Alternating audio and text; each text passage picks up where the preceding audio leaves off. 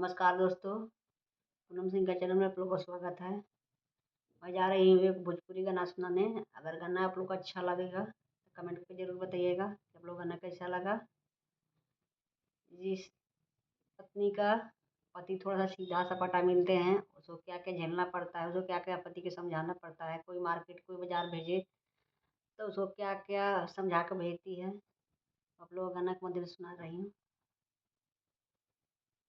कहियल रहब तू भकोल ये भकोल पिया, नथिया ले अइहा गोले गोले ये भकोल पिया, नथिया ले अइहा गोले गोले ये भकोल पिया।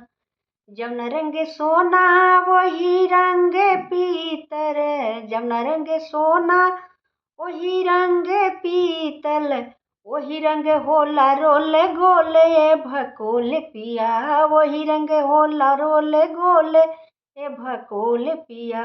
नथिया ले अइहा गोले गोले ये भकोल पिया, नथिया ले अइहा गोले गोले ये भकोल पिया। जौन रंगे आलू वही रंगे अरुई, जौन रंगे आलू वही रंगे अरुई, वही रंग होला ओले भकोल पिया। नथिया ले अइहा गोले गोले ए भकोल पिया, नथिया ले अइहा गोले गोल ए भकोल पिया।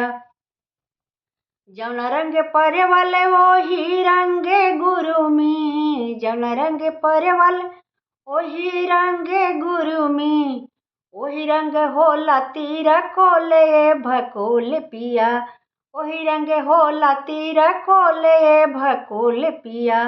नथिया ले अइहा गोले गोले भकोल पिया, नथिया ले अइहा गोले गोले भकोल पिया, नथिया ले अइहा गोले गोल ए भकोल पिया।